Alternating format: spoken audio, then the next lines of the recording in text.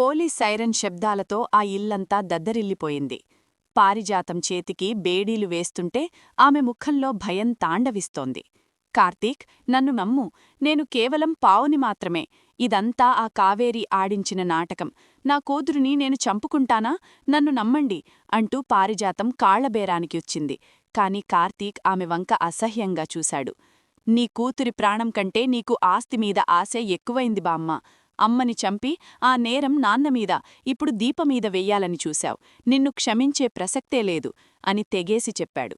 పోలీసులు పారిజాతాన్ని జీపులోకెక్కిస్తుండగా ఆమె గట్టిగా అరుస్తూ, కావేరిని వదలకండి, ఆమె అసలు సూత్రధారి, నా దగ్గర ఆడియో సాక్ష్యం ఉంది అని అరిచింది. ఆ మాట వినగానే అక్కడ ఉన్న జ్యోత్స్న వణికిపోయింది. ఇన్నాళ్లూ తన బామ్మ చెప్పిందే వేదమని నమ్మి దీపని, పెద్దనాన్నని అసహించుకుంది. ఇప్పుడు కళ్లముందే నిజం బయటపడేసరికి తను చేసిన తప్పులు గుర్తుకొచ్చి తలదించుకుంది. కాని జ్యోత్స్న మనసులో పారిజాతం మీద జాలి కంటే తన భవిష్యత్తు ఏమవుతుందో అన్న భయమే ఎక్కువగా ఉంది. మరోవైపు ఈ గొడవ అంతా జరుగుతున్నా కాంచన మాత్రం శిలలా నిలబడిపోయింది.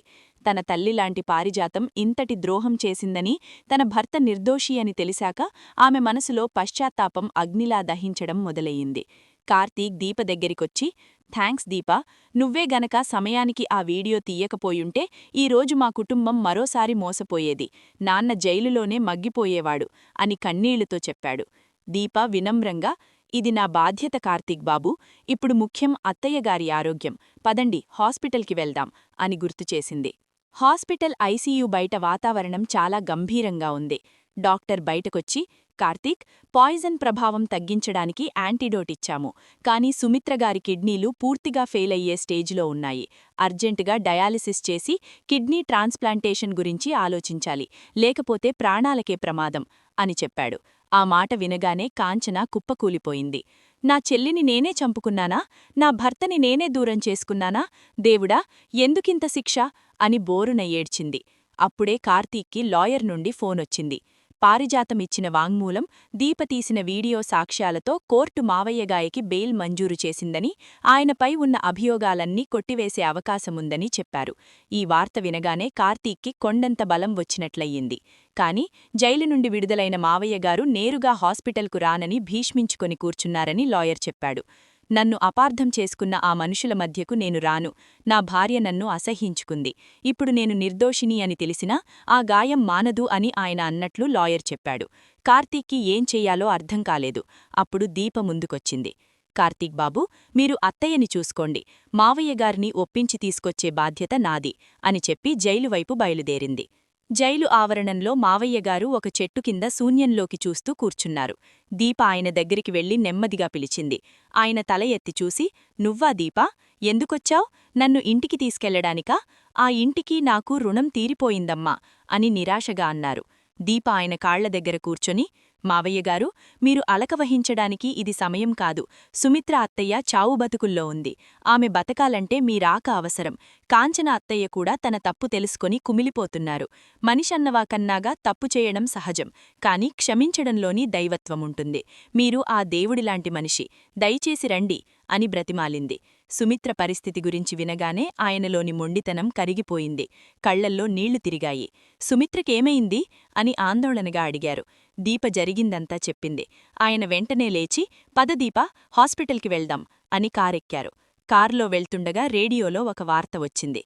ప్రముఖ వ్యాపారవేత్తను ఇరికించిన కేసులో కీలక నిందితురాలు కావేరి పరారీలో ఉంది. పోలీసులు ఆమె కోసం గాలిస్తున్నారు అని. అది విన్న దీపకి వెన్నులో వణికు పుట్టింది. కావేరి బయట ఉందంటే ఆమె ఖచ్చితంగా ప్రతీకారం తీర్చుకోవడానికి ప్రయత్నిస్తుంది. అది ఎప్పుడు, ఎటువైపు నుండి వస్తుందో తెలియని ప్రమాదం. హాస్పిటల్కి చేరుకున్న మావయ్యగారిని చూడగానే కాంచన పరుగున వచ్చి ఆయన కాళ్లమీద పడింది. నన్ను క్షమించండి, మీ ప్రేమను అర్థం చేసుకోలేకపోయాను. పరాయివాళ్ల మాటలు నమ్మి కట్టుకున్నవాడిని కష్టాలు పాలుచేశాను అని వెక్కి ఏడ్చింది.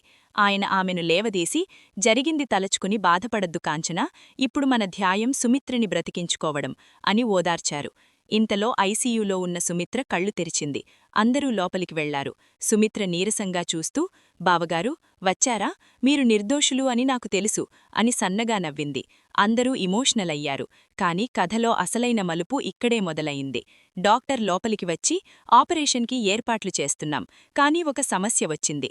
పేషెంట్కి అరుదైన బ్లడ్ గ్రూపు ఉంది. ఇప్పుడు బ్లడ్ బ్యాంక్లో స్టాక్ లేదు. అర్జెంటుగా డోనర్ కావాలి అని చెప్పాడు.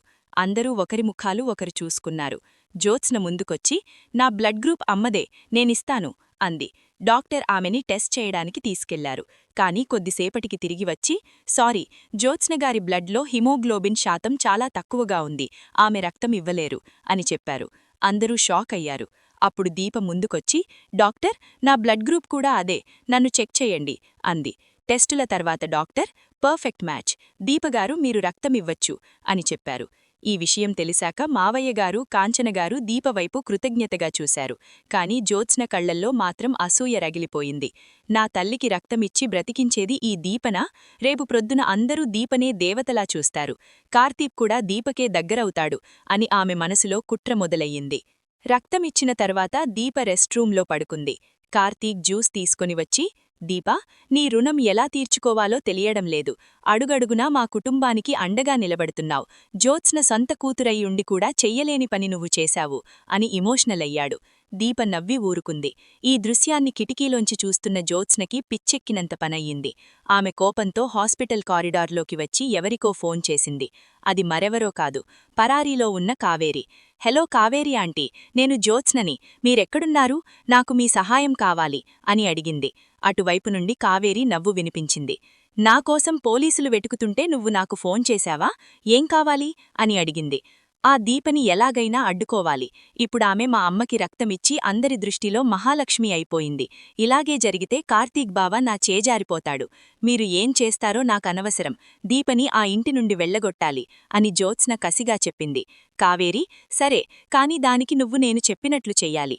మనం ఒక డ్రామా ఆడాలి. దానివల్ల దీపమీద అందరికీ అనుమానం రావాలి అని ఒక భయంకరమైన ప్లాన్ చెప్పింది. ఆ ప్లాన్ విన్న జ్యోత్స్న మొదట భయపడినా కార్తీక్ మీద ఉన్న మోజుతో దానికి ఒప్పుకుంది. 2 రోజుల తర్వాత సుమిత్ర డిశ్చార్జ్ అయ్యి ఇంటికొచ్చింది. ఇంటి వాతావరణం కొంచెం ప్రశాంతంగా ఉంది. కాని ఆ ప్రశాంతత ఎంతసేపు నిలవలేదు. రాత్రి డిన్నర్ సమయంలో జ్యోత్స్న హఠాత్తుగా కడుపునొప్పితో విలవిలలాడిపోయింది. అమ్మో, చచ్చిపోతున్నాను, నా వల్ల కావడం లేదు అని కింద పడిపోయింది. అందరూ కంగారుపడ్డారు. కార్తీక్ ఆమెను ఎత్తుకొని సోఫాలో పడుకోబెట్టాడు. జ్యోత్స్న ఏడుస్తూ, ఇందాక దీప నాకు ఇచ్చిన కాఫీ తాగినప్పట్నుండి ఇలా అవుతుంది బావా, నా గొంతు మంటగా ఉంది అని అబద్ధం చెప్పింది. అందరూ షాక్ అయ్యి దీపవైపు చూశారు. దీప నిర్ఘంతాపోయింది.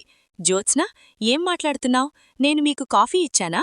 అసలు నేను వంటింట్లోకి వెళ్లలేదు కదా అని వాదించింది. అప్పుడే పారిజాతం జైలు నుండి బెయిల్ మీద బయటకు వచ్చి సరిగ్గా అదే సమయానికి ఇంట్లోకి అడుగుపెట్టింది. జ్యోత్స్న ప్లాన్లో భాగంగా. చూశారా, నేను లేకపోతే ఈ ఇంట్లో ఏం జరుగుతుందో? ఆ రోజు మందు డబ్బా నా గదిలో పెట్టి నన్ను ఇరికించింది ఈ దీపే. ఇప్పుడు నా మనవరాలిని కూడా చంపాలని చూస్తోంది.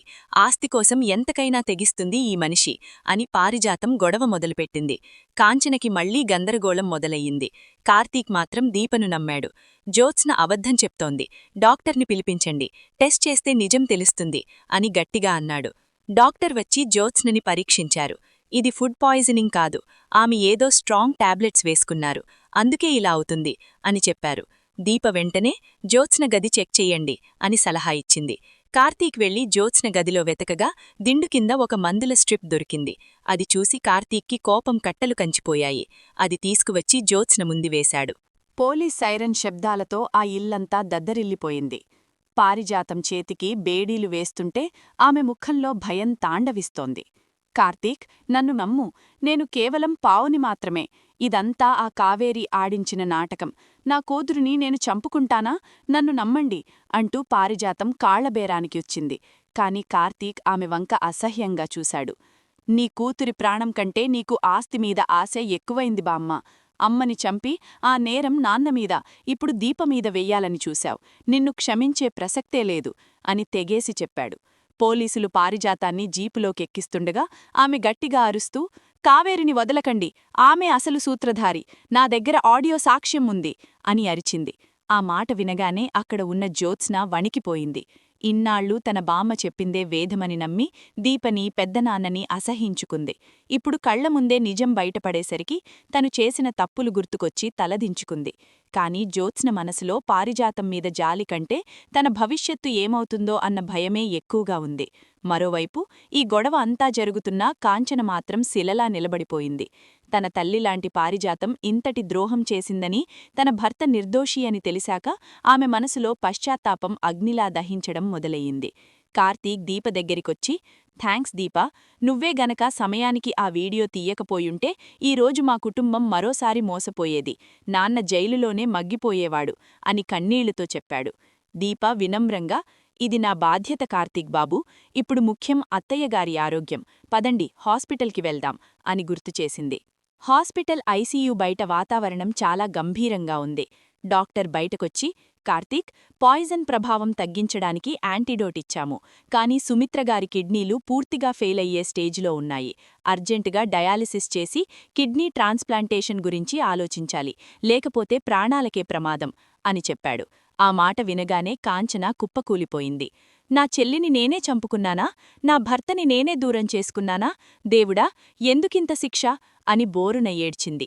అప్పుడే కార్తీక్కి లాయర్ నుండి ఫోనొచ్చింది. పారిజాతమిచ్చిన వాంగ్మూలం, దీప తీసిన వీడియో సాక్ష్యాలతో కోర్టు మావయ్యగాయకి బెయిల్ మంజూరు చేసిందని, ఆయనపై ఉన్న అభియోగాలన్నీ కొట్టివేసే అవకాశముందని చెప్పారు. ఈ వార్త వినగానే కార్తీక్కి కొండంత బలం వచ్చినట్లయింది. కాని జైలు నుండి విడుదలైన మావయ్యగారు నేరుగా హాస్పిటల్కు రానని భీష్మించుకొని కూర్చున్నారని లాయర్ చెప్పాడు. నన్ను అపార్థం చేసుకున్న ఆ మనుషుల మధ్యకు నేను రాను, నా భార్య నన్ను అసహ్యించుకుంది, ఇప్పుడు నేను నిర్దోషిని అని తెలిసినా ఆ గాయం మానదు అని ఆయన అన్నట్లు లాయర్ చెప్పాడు. కార్తీక్కి ఏం చెయ్యాలో అర్థం కాలేదు. అప్పుడు దీప ముందుకొచ్చింది. కార్తీక్ బాబూ, మీరు అత్తయ్యని చూసుకోండి, మావయ్యగారిని ఒప్పించి తీసుకొచ్చే బాధ్యత నాది అని చెప్పి జైలువైపు బయలుదేరింది. జైలు ఆవరణంలో మావయ్యగారు ఒక చెట్టు కింద శూన్యంలోకి చూస్తూ కూర్చున్నారు. దీప ఆయన దగ్గరికి వెళ్లి నెమ్మదిగా పిలిచింది. ఆయన తల ఎత్తి చూసి, నువ్వా దీపా, ఎందుకొచ్చావ్? నన్ను ఇంటికి తీసుకెళ్లడానికా? ఆ ఇంటికి నాకు రుణం తీరిపోయిందమ్మా అని నిరాశగా అన్నారు. దీప ఆయన కాళ్ల దగ్గర కూర్చొని, మావయ్యగారు, మీరు అలక వహించడానికి ఇది సమయం కాదు. సుమిత్ర అత్తయ్య చావు బతుకుల్లో ఉంది. ఆమె బతకాలంటే మీ రాక అవసరం. కాంచన అత్తయ్య కూడా తన తప్పు తెలుసుకొని కుమిలిపోతున్నారు. మనిషన్నవాకన్నాగా తప్పు చేయడం సహజం.